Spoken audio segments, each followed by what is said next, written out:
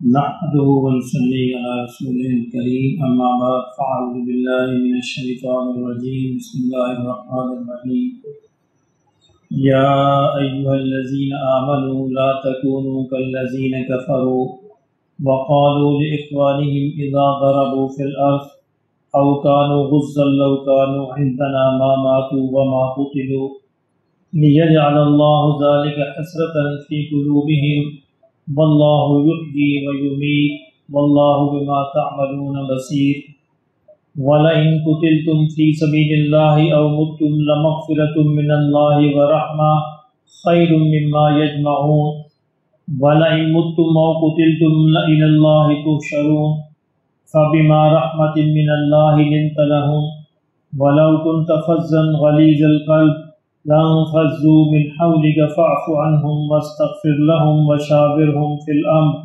فإذا عزمت فتوكل على الله إن الله يحب المتوكلين إن ينصركم الله فلا غالب لكم وإن يخذلكم فمن ذا الذي ينصركم من بعده وعلى الله فليتوكل المؤمنون صدق الله العظيم۔ جیسا کہ ہم نے دیکھا کہ غزوہ احد کی بات ہو رہی ہے۔ غزوہ احد پر جتنے بھی غزوات ہوئے نبی صلی اللہ علیہ وسلم، غزوہ کہتے ہیں وہ جنگ جس میں نبی صلی اللہ علیہ وسلم نے بنفس نفیس خود حصہ لیا ہو۔ تو جتنے بھی غزوات ہوئے ہیں ان میں سب سے جو تفصیلی تبصرہ ہے قرآن مجید میں غزوہ احد کے بارے میں ہے، کیونکہ اسلامی سلطنت نئی نئی وجود کے اندر آئی تھی اور ظاہر ہے بہت سارے تقاضے تھے، بہت سارے دشمن تھے، اندرونی بھی تھے بیرونی بھی تھے۔ تو مسلمانوں کو اس سلسلے میں بہت سارے اسباب کی، تربیت کی اور شفقت کی ضرورت تھی۔ تو اللہ رب العزت نے وہ ساری تربیت اور ان کو سارے سوالوں کے جواب بھی دیے اور تربیت بھی فرمائی۔ فرمایا کہ یا ایھا الذین آمنو، اے ایمان والو، لا تکونوا، تم نہ ہو جانا، کالذین، ان لوگوں کی طرح، کفروا، جنہوں نے کفر کیا یا انکار کیا، وقالوا، اور انہوں نے کہا، لإخوانہم، اپنے بھائیوں سے، اذا ضربوا فی الارض، کہ جب وہ کوئی سفر کرتے ہیں زمین میں، او کانوا غزا لو، اور یا جہاد کرتے ہیں، لو کانوا عندنا، کہ اگر تم ہمارے پاس ہوتے، ما ماتوا، کہ تم نہ مرتے، وما قتلوا، اور نہ تم قتل کیے جاتے۔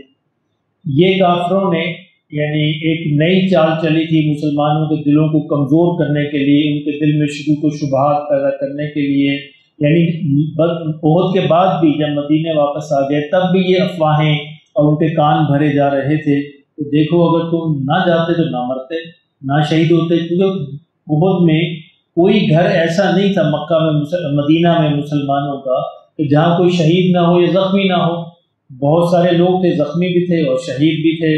تو وہ کافروں کو اور منافقین کو ایک موقع مل گیا مسلمانوں کے کان بھرنے کا، ورگلانے کا، کہ دیکھو تم اگر باہر نہ نکلتے، نہ اس غزوے میں شامل ہوتے تو نہ مرتے۔ اللہ نے فرمایا کہ لِيَجْعَلَ اللَّهُ ذَلِكَ حَسْرَةً فِي قُلُوبِهِمْ، فرمایا کہ یہ باتیں ہم تمہارے دلوں کی حسرت ہی رہ جائیں گی۔ مرنا جب ہے مرنا ہے، پھر کوئی اس کو بچا نہیں سکتا، چاہے غزوے ہوں۔ دیکھیں خالد بن ولید رضی اللہ تعالیٰ عنہ بے شمار جنگوں میں شرکت کی اور جسم کا کوئی حصہ ایسا نہیں تھا کہ جہاں زخم نہ ہو، لیکن شہادت کی موت نصیب نہیں ہوئی، بستر پر موت آئی ہے۔ تو اب وہ جب اللہ نے حکم نہیں ہے تو وہ چاہے چاروں طرف سے تلواریں برس نہیں ہو تو وہ انسان نہیں مرے گا۔ جب اللہ کا حکم ہے تو گھر کے اندر بیٹھا بھی انسان مر جاتا ہے۔ تو اللہ نے فرمایا کہ یہ باتیں ان کی دل کی حسرت ہی رہیں گی، یہ پوری نہیں ہوگی۔ واللہ یحیی ویمیت، یہ اللہ ہے جو زندہ بھی کرتا ہے اور مارتا بھی ہے۔ اس کا اختیار اللہ نے اپنے قبضۂ قدرت میں رکھا ہے، کسی کو نہیں دیا۔ اچھا آج کل لوگ بڑی عجیب باتیں کرتے ہیں، یہ جادو سے لوگ دوسرے کو مار دیتے ہیں، ممکن نہیں۔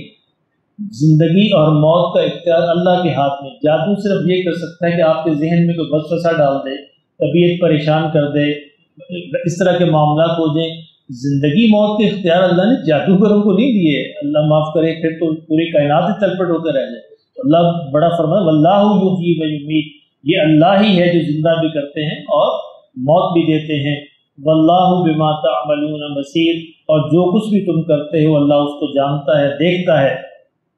وَلَئِن قُتِلْتُمْ فِي سَبِيلِ اللَّهِ، یہ اب بڑے عجیب بات ان کی تربیت کے لیے مسلمانوں کے ارشاد فرمایا اگر تم اللہ کے راستے میں قتل ہو جاؤ، یعنی جہاد میں شہید ہو جاؤ، او متم، یا تم گھر میں ہی مر جاؤ، نہ مرو، لَمَغْفِرَةٌ مِّنَ اللَّهِ وَرَحْمَةٌ، تو اللہ کے پاس تمہارے لیے جو مغفرت وہ رحمت ہے، خَيْرٌ مِّمَّا يَجْمَعُونَ، تو دنیا میں جو کچھ تم اکٹھا کرے اس سے بہتر، یعنی یہ مرنا تمہارے لیے بہتر ہے۔ جو ایمان والا ہے اس کے لیے تو موت خوشخبری ہے نا، یعنی ایمان والا جو ہے، مومن جو ہے، اس کے لیے موت خوشخبری ہے کہ وہ دنیا کی مصیبتوں سے چھوٹ جائے گا اور آخرت کے جو انعامات ہیں وہ اس کو ملیں گے۔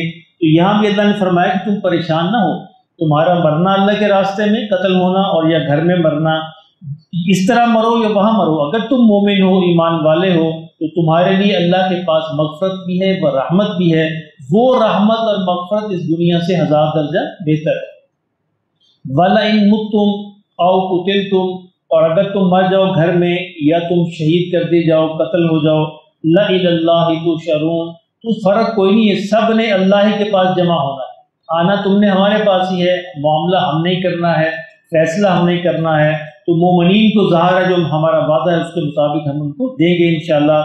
فَبِمَا رَحْمَةٍ مِّنَ اللَّهِ لِنْتَ لَهُمْ، فرمایا کہ اے نبی اللہ کی رحمت سے، یعنی اللہ کے فضل سے آپ ان کے لیے بڑے نرم دل ہیں، نرم طبیعت کے ہیں۔ وَلَوْ كُنْتَ فَظًّا غَلِيظَ الْقَلْبِ، اور اگر آپ سخت مزاج کے ہوتے اور اگر آپ غصے والے ہوتے اور سخت مزاج کے ہوتے، لَنْفَضُّوا مِنْ حَوْلِكَ، یہ آپ کے ارد گرد سے بھاگ جاتے، یعنی فرمایا کہ یہ مسلمان جو آپ کے ارد گرد جمع ہیں، لوگ جو ایمان قبول کر رہے ہیں، یہ آپ کی نرم مزاجی کا اس میں بہت بڑا حصہ ہے، اور فرمایا یہ نرم مزاجی بھی اپنے آپ تھوڑا ہے، ہماری رحمت سے، ہماری فَبِمَا رَحْمَةٍ مِّنَ اللَّهِ، اللہ کی رحمت سے ہے کہ آپ ان کے لیے نرم دل ہیں۔ اس سے ایک بہت بڑا سبق ملتا ہے کہ ہر وہ شخص جو اس بات کا دعویٰ کرتا ہے کہ مجھے دعوت اللہ کا کام کرنا ہے اور مجھے لوگوں کو اللہ کی طرف بلانا ہے، اس کی پہلی شرط نرم مزاجی ہے، اس کو غصہ نہیں ہونا، اس کی طبیعت کی سختی نہیں آنی، مزاج میں سختی نہیں آنی، جو مرضی کوئی کہے اس کو اپنی نرمی پر قائم رہنا ہے۔ فرمایا اگر یہ ایسا آپ نہ ہوتے تو یہ آپ کے ارد گرد سے بکھر جاتے، جمع نہ ہوتے، یعنی ان سب کے باوجود، ان کی غلطیوں کے باوجود، فاعف عنہم، آپ ان سے درگزر فرمائیں۔ یعنی نبی صلی اللہ علیہ وسلم کے دل میں کوئی بات آ سکتی تھی، یعنی صحابہ کے خلاف جو ہے کہ یہ دیکھو میری ہدایت کے باوجود انہوں نے کیا کام کیا۔ اللہ یہاں حضور کی بھی تربیت فرما رہے کہ دیکھو دل کے اندر کوئی خیال نہ آئے۔ اچھا کیوں ہوتا ہے ایسے؟ اگر کسی استاد کے دل میں کسی شاگرد کے خلاف کوئی تقدر آ جائے نا، تو وہ شاگرد پھر پڑھ نہیں سکتا، وہ شاگرد علم نہیں حاصل کر سکتا، وہ آگے روحانی منزلیں طے نہیں کر سکتا۔ تو اللہ نے فرمایا ایسا نہ ہو کہ صحابہ کی روحانی منزلیں رک جائیں، اس لیے حضور صلی اللہ علیہ وسلم کو ہدایت فرمائی کہ آپ ان سے درگزر فرماتے رہیں، کوئی بات نہیں، ان سے ہو گئی غلطی، کوئی مسئلہ نہیں، فاستغفر لہم، اور اللہ سے بھی ان کے بارے میں مغفرت طلب کریں، اللہ سے بھی دعا کرتے رہیں، وشاورہم فی الامر، اور ان سے بدستور مشورہ بھی کرتے رہیں، یعنی ایسا نہ ہو کہ ان کے اس مشورے کی وجہ سے بدزن ہو کر مشورہ ہی آپ چھوڑ دیں، نہیں، فرمایا کہ نہیں کوئی بات نہیں، ان سے مشورہ بھی کرتے رہیں۔ فَإِذَا عَزَمْتَ، اور جب آپ کسی بات کا پھر عزم کر لیں مشورے کے بعد، فَتَوَكَّلْ عَلَى اللَّهِ، تو پھر اللہ پر توکل کریں، ان اللہ یحب المتوکلین، اللہ جو ہے توکل کرنے والوں کو پسند کرتا ہے، محبت کرتا ہے۔ توکل کیا ہے؟ توکل ہاتھ پاؤں کا چھوڑنا نہیں ہے، اسباب کا چھوڑنا نہیں ہے، توکل ہے اسباب کو اختیار کرتے ہوئے اللہ پر بھروسہ کرنا، یعنی تمام اپنی کوشش کرنے کے باوجود اس بات کی نفی کرنا کہ یا اللہ میری کوششوں سے کچھ نہیں ہوگا، یہ توکل ہے۔ توکل نہیں، یہ نہیں کہ ہاتھ پاؤں چھوڑ کے بیٹھ جائے بندہ، بیکار ہو کر گھر میں بیٹھ جائے، یہ میں اللہ پہ توکل کرتا نہیں، ایسا نہیں ہے۔ توکل کا مطلب بھرپور کوشش کرنا، مالی دا کم پانی دینا، کہ پر پر مشکاں پاوے، یہ پر پر مشکاں پانیاں ضروری ہے، یہ ضروری ہے، باقی پھر اس کا کام ہے مالک دا کم پھل پھل لانا، لاوے نہ لاوے۔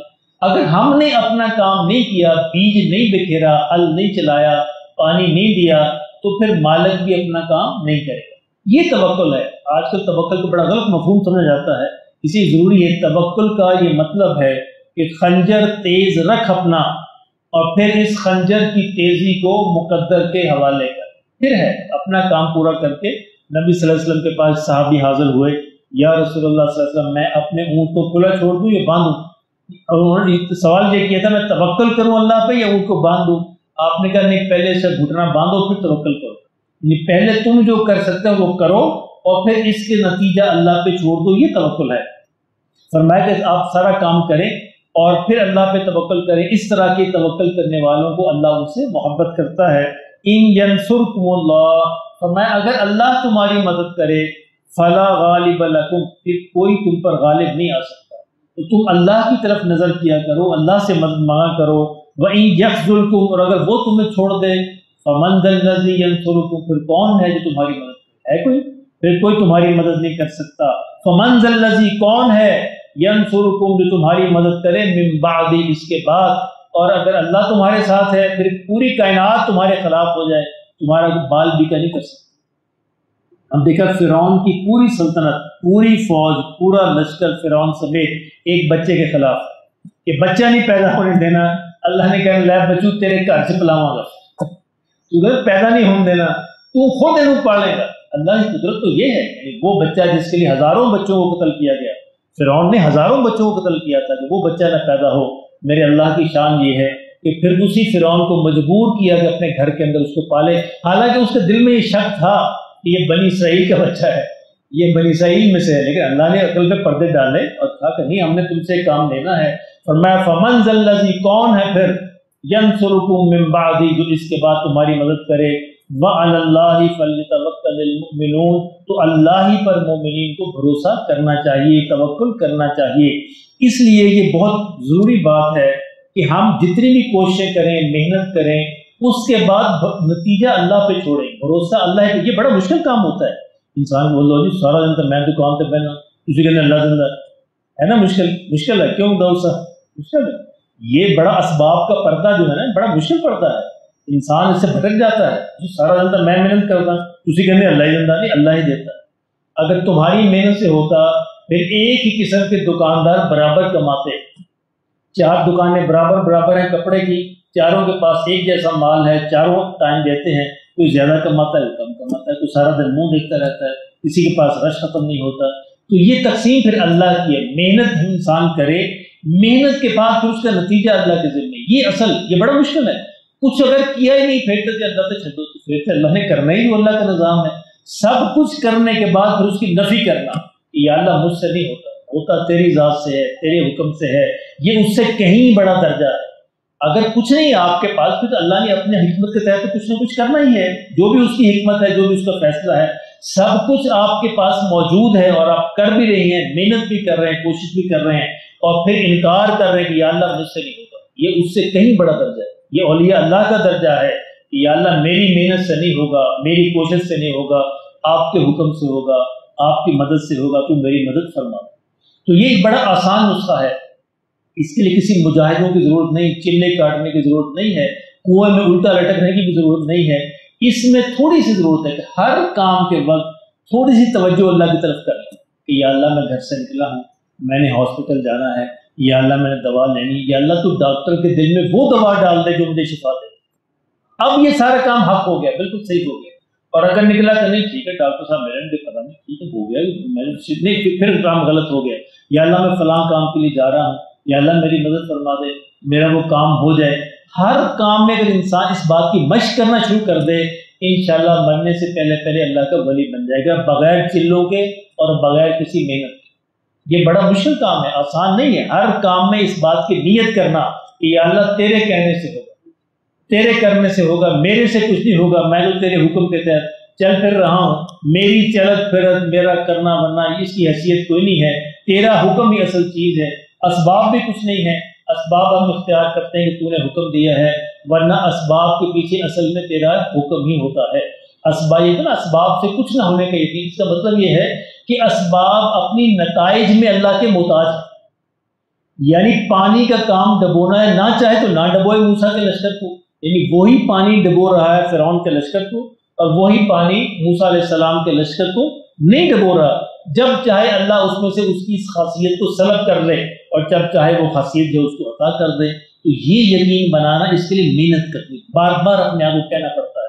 انسانی دل ایسے تھوڑا مانتا ہے، اس کو منوانا پڑتا ہے، ہمارا نفس جو ہے، اس لیے بار بار اپنے آپ کو یاد کر۔ حتیٰ کہ میں تو یہ کہتا ہوں کہ بازار آپ سبزی لینے نکلے ہیں نا، پھر بھی نیت کیا کریں کہ یا اللہ فضل فرما سبزی مجھے مل جائے، اور سستی مل جائے، اچھی مل جائے، جو ہمارے لیے صحت کا باعث ہو.